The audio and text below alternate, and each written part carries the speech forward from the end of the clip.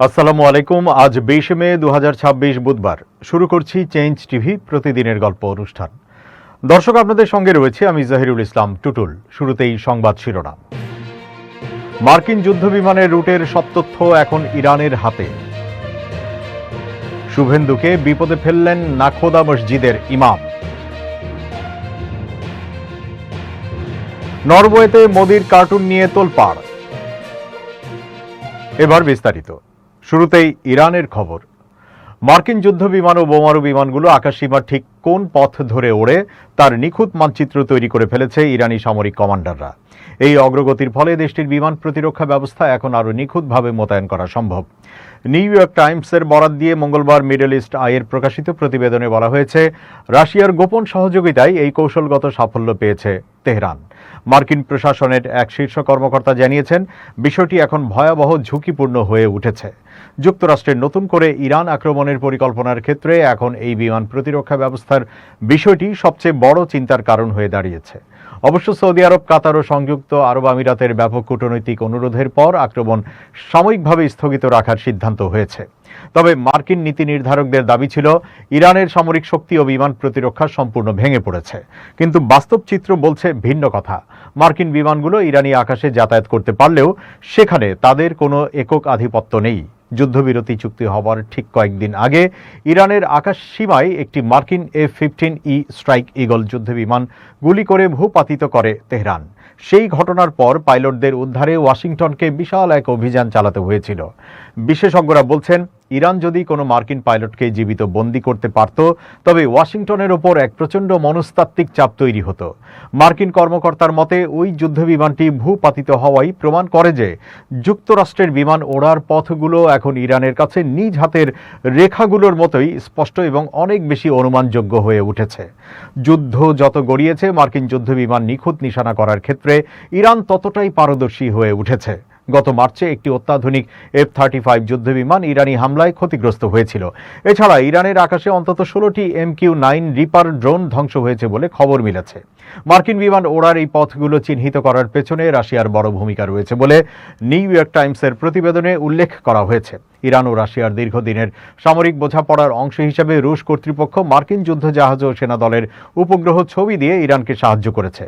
বর্তমানে ইরানের বিমান প্রতিরক্ষা ব্যবস্থায় নিজেদের তৈরি সমরাস্ত্রের পাশাপাশি রুশ ও চীনা প্রযুক্তির এক শক্তিশালী মিশ্রণ রয়েছে। গত বছরের জুনের যুদ্ধের পর চীনে যে ইরানকে বিশেষ এয়ার ডিফেন্স ব্যাটারি সরবরাহ করেছিল, তা প্রথম প্রকাশ পায় সংবাদ মাধ্যমে। ইরানের সামরিক শক্তি পুরোপুরি ধ্বংস হয়ে গেছে বলে মার্কিন প্রশাসনের পক্ষ থেকে দাবি করা হলেও গোয়েন্দা তথ্য ফাঁসের ঘটনা ভিন্ন কথা বলছে।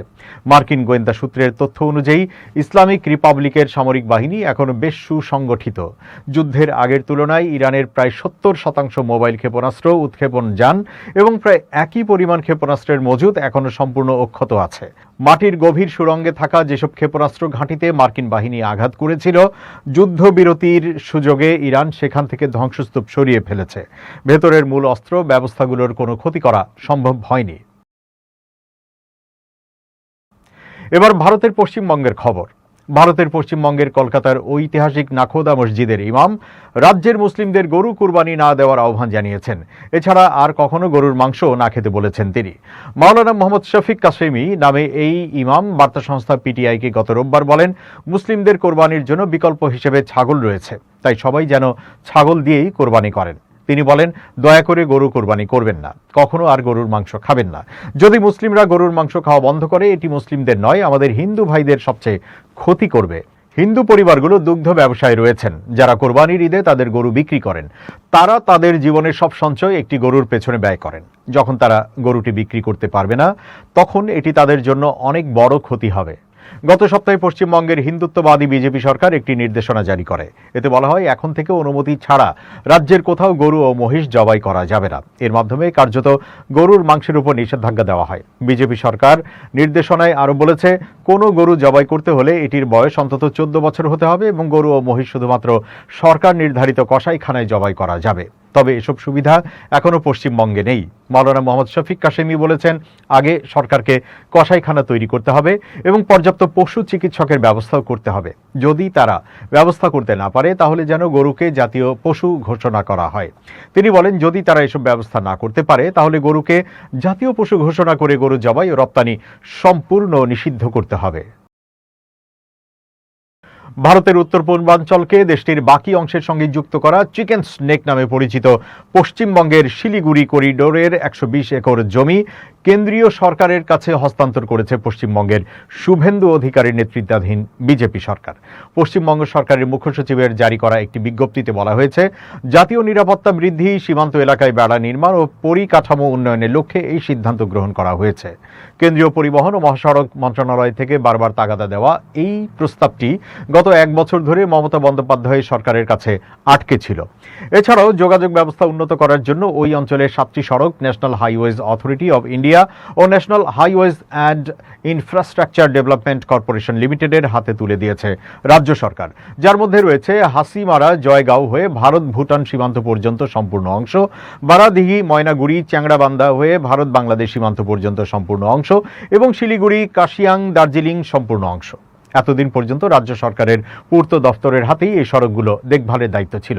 এখন এই হস্তান্তরের ফলে রাস্তাগুলোর সম্প্রসারণ ও বড় ধরনের রেলওয়ে মেরামতির কাজ দ্রুত শুরু হবে বলে মনে করছেন বিশেষজ্ঞরা।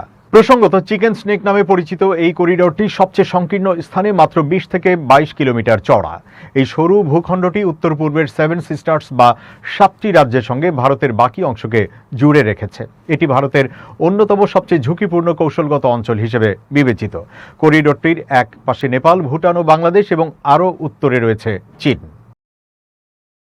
অবৈধ নির্মাণের অভিযোগকে কেন্দ্র করে পশ্চিমবঙ্গের সাবেক মুখ্যমন্ত্রী মমতা বন্দ্যোপাধ্যায়ের ভাতিজা ও তৃণমূল কংগ্রেসের সর্বভারতীয় সম্পাদক অভিষেক বন্দ্যোপাধ্যায়ের বাড়ি ঘিরে নতুন করে বিতর্ক তৈরি হয়েছে। বুধবার তার কালীঘাট রোড ও হরিশ মুখার্জি রোডের দুটি বাড়ির নির্মাণ নকশা জমা দেওয়ার নির্দেশ দেয় কলকাতা পৌরসভা। পৌরসভার 401 ধারায় পাঠানো নোটিশে বলা হয়েছে, নির্মাণের নকশা বহির্ভূত অংশ রয়েছে। অতিরিক্ত নির্মাণের অনুমতি ছিল কিনা, থাকলে কার অনুমতিতে হয়েছে, এসব বিষয়ে 7 দিনের মধ্যে ব্যাখ্যা দিতে বলা হয়েছে। একই সঙ্গে বেআইনি অংশ নিজ উদ্যোগে ভেঙে ফেলার নির্দেশও দেওয়া হয়েছে। নির্ধারিত সময়ের মধ্যে ব্যবস্থা না নিলে পৌরসভা নিজেই ভাঙার পদক্ষেপ নিতে পারে বলে নোটিশে উল্লেখ করা হয়েছে। এছাড়া বাড়ির মালিক নিজে কেন অবৈধ অংশ অপসারণ করবে না সেটিও জানাতে বলা হয়েছে। সন্তোষজনক জবাব না এলে আইন অনুযায়ী ব্যবস্থা নেওয়া হবে এবং ভাঙার খরচও মালিকপক্ষকে বহন করতে হবে। তবে বেআইনি নির্মাণের অভিযোগে পাঠানো দুটি নোটিশের কোনোটি অভিষেক বন্দ্যোপাধ্যায়ের নামে পাঠানো হয়নি। বর্তমানে কলকাতা পৌরসভার পরিচালন বোর্ডও তৃণমূল কংগ্রেসের নিয়ন্ত্রণে। মেয়র ফিরহাদ হাকিমকে মমতা বন্দ্যোপাধ্যায়ের ঘনিষ্ঠ হিসেবে বিবেচনা করা হয়। তা সত্ত্বেও অভিষেকের বাড়িতে নোটিশ জারি হওয়ায় রাজনৈতিক মহলে চাঞ্চল্য তৈরি হয়েছে। সূত্রের খবর, বিষয়টি নিয়ে অসন্তোষ প্রকাশ করেন মমতা বন্দ্যোপাধ্যায় এবং মেয়র ফিরহাদ হাকিম ও ডেপুটি মেয়র অতীন ঘোষকে তলব করেন তিনি। তবে ফিরহাদ হাকিম জানিয়েছেন, বিষয়টি তার জানা ছিল না। তিনি বলেন, অভিষেক বন্দ্যোপাধ্যায় ইস্যুতে আমাকে কিছু জানানো হয়নি। বিল্ডিং বিভাগ কোনো বেআইনি নির্মাণ ভাঙবে সেই সিদ্ধান্ত মেয়র নেন না। পৌরসভার কমিশনার পদাধিকার বলে সেই সিদ্ধান্ত নিতে পারেন। এবার দেশের বাইরের আরো খবর। নরওয়ের শীর্ষস্থানীয় দৈনিক সংবাদপত্র আফতেন পোস্তেনে ভারতের প্রধানমন্ত্রী নরেন্দ্র মোদীকে নিয়ে একটি কার্টুন প্রকাশিত হয়েছে, যা আন্তর্জাতিক অঙ্গনে ব্যাপক বিতর্কের জন্ম দিয়েছে। কার্টুনটিতে মোদীকে একজন সাপুড়ে হিসেবে চিত্রিত করা হয়েছে এবং তার হাতে সাপের আকৃতির একটি জ্বালানি পাম্পের পাইপ দেখানো হয়েছে। পাশাপাশি প্রকাশিত একটি মতামত নিবন্ধে তাকে চতুর এবং কিছুটা বিরক্তিকর ব্যক্তি হিসেবে উল্লেখ করা হয়েছে। এই বিতর্কের পেছনে আরেকটি ঘটনাও ভূমিকা রেখেছে। নরওয়েতে মোদীর সরকার সফরের সময় একটি সংবাদ সম্মেলনে এক নরওয়েজিয়ান সাংবাদিকের প্রশ্নের সরাসরি উত্তর না দেওয়াকে কেন্দ্র করে অনলাইনে আলোচনা শুরু হয় এবং বিষয়টি ভাইরাল হয়ে পড়ে। পরে ভারতের পররাষ্ট্র মন্ত্রণালয় আলাদাভাবে সাংবাদিকদের প্রশ্নের জবাব দেয়। প্রসঙ্গত, বৈশ্বিক সংবাদ মাধ্যম স্বাধীনতা সূচকে নরওয়ে বর্তমানে শীর্ষস্থানে রয়েছে, আর ভারতের অবস্থান সাম্প্রতিক সূচকে 175-এ নেমে এসেছে। এই ঘটনাকে কেন্দ্র করে মত প্রকাশের স্বাধীনতা, রাজনৈতিক ব্যঙ্গচিত্রের সীমা এবং সাংস্কৃতিক সংবেদনশীলতা নিয়ে নতুন করে বিতর্ক শুরু হয়েছে। রাশিয়া ও চীনের মধ্যকার কূটনৈতিক বাণিজ্যিক সম্পর্ক বর্তমানে এক ঐতিহাসিক এবং অনন্য উচ্চতায় পৌঁছেছে। চীন সফরে গিয়ে রুশ প্রেসিডেন্ট ভ্লাদিমির পুতিন দেশটির প্রেসিডেন্ট শি জিনপিংকে প্রিয় বন্ধু বলে অভিহিত করেছেন। রাশিয়ার রাষ্ট্রীয় গণমাধ্যম তাস এর প্রতিবেদনে এই তথ্য নিশ্চিত করা হয়েছে। সফরকালে দুই দেশের গভীর বন্ধুত্বের কথা উল্লেখ করে প্রেসিডেন্ট পুতিন একটি ঐতিহ্যবাহী চীনা প্রবাদ স্মরণ করেন। তিনি বলেন, একদিন দেখা না হলেও মনে হয় যেন 3টি শরৎকাল কেটে গেছে। সাধারণত কোনো গুরুত্বপূর্ণ লক্ষ্য অর্জন বা দীর্ঘ প্রতীক্ষার কষ্ট বোঝাতে এই প্রবাদটি ব্যবহার করা হয়, যা বর্তমানে রাশিয়া ও চীনের মধ্যকার নিবিড় ও অবিচ্ছেদ্য সম্পর্ককে নির্দেশ করে। পুতিন জানান, মস্কো এবং বেইজিংয়ের এই দ্বিপাক্ষিক সম্পর্ক সময়ের সাথে সাথে আরও পরিপক্ক ও শক্তিশালী হয়েছে। বিগত 25 বছরে দুই দেশের মধ্যে বাণিজ্যের পরিমাণ অবিশ্বাস্যভাবে 30 গুণেরও বেশি বৃদ্ধি পেয়েছে, যা দুই দেশের অর্থনৈতিক অংশীদারিত্বের এক বিশাল মাইল ফলক। আন্তর্জাতিক বিশ্লেষকদের মতে পুতিনের এই সফরটি অত্যন্ত তাৎপর্যপূর্ণ। সম্প্রতি মার্কিন প্রেসিডেন্ট ডোনাল্ড ট্রাম্পও চীন সফর করেছিলেন। তবে কাতার ভিত্তিক সংবাদ মাধ্যম আল জাজিরার এক প্রতিবেদনে বলা হয়েছে, ট্রাম্পের সফরের চেয়ে পুতিনের এই সফরের প্রেক্ষাপট ও গুরুত্ব সম্পূর্ণ ভিন্ন। এবার দেশের খবর। স্বতন্ত্র সংসদ সদস্য ব্যারিস্টার রুমিন ফারহানা বলেছেন, স্থানীয় পর্যায়ে বিএনপি নেতাকর্মীদের বিরুদ্ধে বিভিন্ন ধরনের অর্থ ভাগ বাটোয়ারা এবং সুবিধা আদায়ের অভিযোগ প্রায় গণমাধ্যম ও রাজনৈতিক অঙ্গনে আলোচিত হয়।